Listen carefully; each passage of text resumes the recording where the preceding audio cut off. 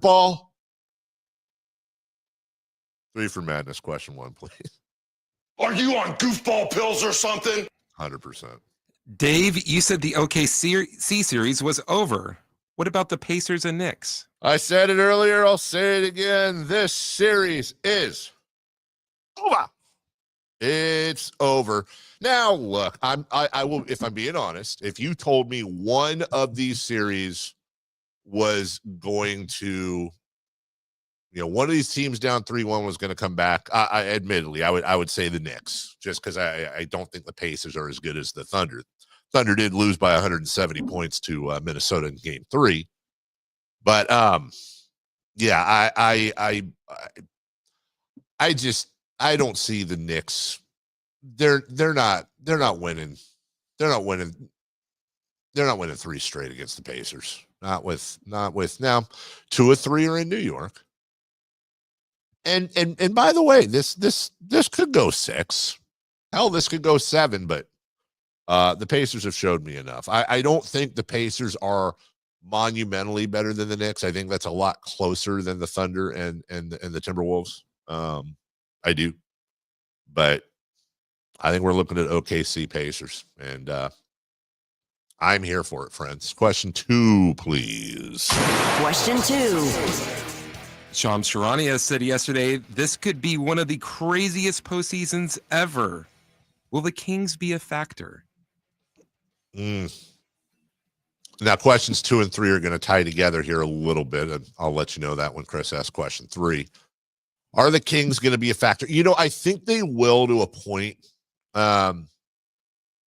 It very much seems like there's definitely interest around the league in DeMar DeRozan, which is great. The Kings can absolutely move DeMar DeRozan, but I also don't want to get too silly about it.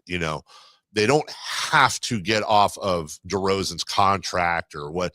His value at $25 million was fine. It was fine.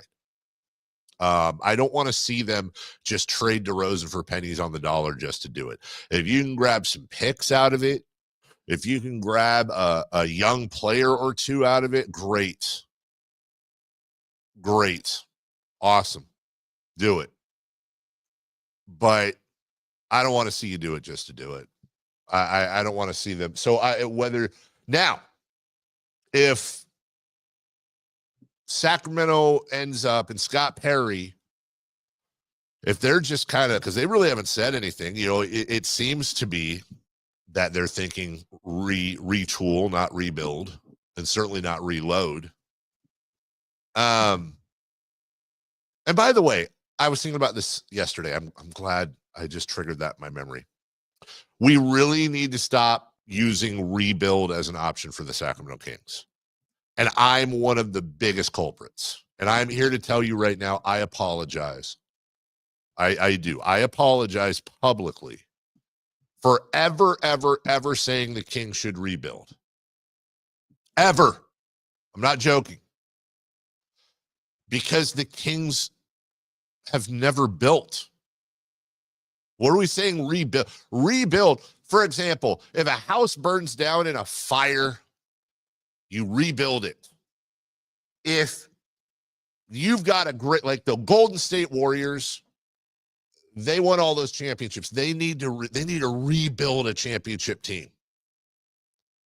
The Kings haven't been relevant other than the Beam Team blip in 23 years, 20 plus years. The Kings need to build. That's the terminology. They just need to build. Can we get a foundation? Maybe bend some rebar, put in all the piping and the insulation and then start adding.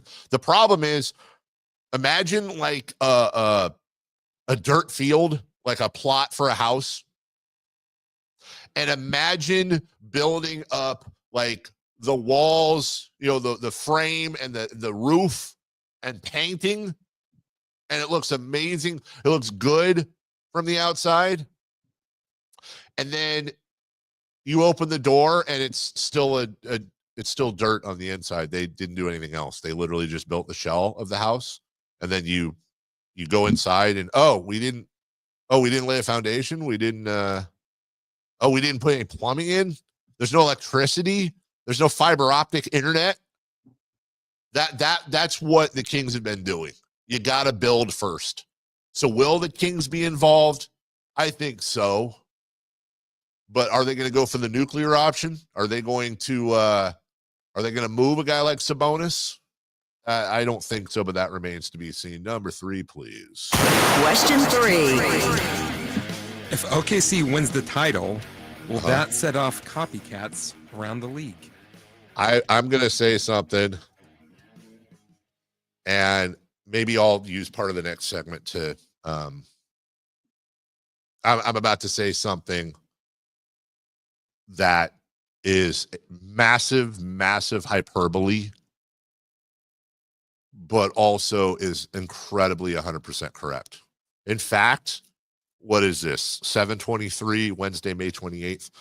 Frankie, if you're listening, you should record this and put this out with our neat little program, because I'm gonna do it. I'm not gonna cook. I'm gonna grill a little bit. Maybe saute. Okay. If Oklahoma City wins the title this year, and I do believe they will, hold on. Let me get ready. Let me make it good for them. All right. 3, 2, 1. If Oklahoma City wins the title this year, it could very well be the most consequential NBA title we've seen in a long time, and maybe in the history of the National Basketball Association. What it will mean is that finally a true bottom-out rebuild, not the Sixers, none of the teams that gave it a shot, a true rebuild worked. Not only did it work, but you're talking about the second youngest team in the NBA with the most draft capital in NBA history that is in the bottom third of the salary cap, and they have, I think, 3 of their top 4 players signed for at least another 3 years. Check that, check the stats on that, but I think I'm right. With the combination of that and what Shams Charania was referring to yesterday on ESPN, that the apron issues and cap issues in the NBA with the new collective bargaining agreement that's really starting to sink in, owners across the country are going to look at small market, bottom 3, bottom 4 market Oklahoma City with bottom 3rd payroll. And all of a sudden they're going to go, what are we doing? We're spending $200 million on this. What are we doing?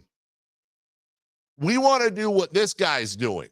We want to spend less money and build this thing up and get tons of draft capital. Everybody's going to want to do what Oklahoma City did. Not the Lakers, not the Celtics, not the Knicks. I'm talking about 20 of the 30 teams in the NBA are going to want to do this, because they finally got a title out of it. The process that didn't work with the Sixers worked with the Oklahoma City Thunder. It will send absolute shockwaves throughout the NBA. It already is. And all of a sudden, a lot of these players that had these big $50 million contracts and markets, those markets are going to shrink down to about 5 teams.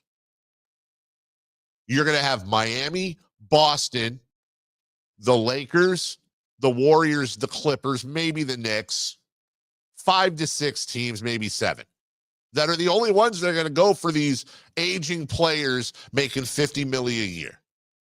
Everything else is going to be, how can we be the Thunder? How can we do that model? Who is Sam Presti's 3rd in command? That dude's getting $10 million. Everybody working on Sam Presti's front office team right now is either a millionaire or is going to be generationally wealthy in the next 5 years. Watch, I'm telling you. So yeah, it's a big freaking deal. And if the Thunder win the title, and I believe they will, I think you're going to see an absolute tidal wave around the NBA. This is a copycat league, and oh my God, to spend less and win more, yeah, every owner is going to want to copycat that. They're going to have to go out of their way. And eventually, I think the CBA is going to have to get adjusted a little bit back because nobody's going to want to go the way of the big spender anymore. Not to that level. We'll take a break. When we return, okay.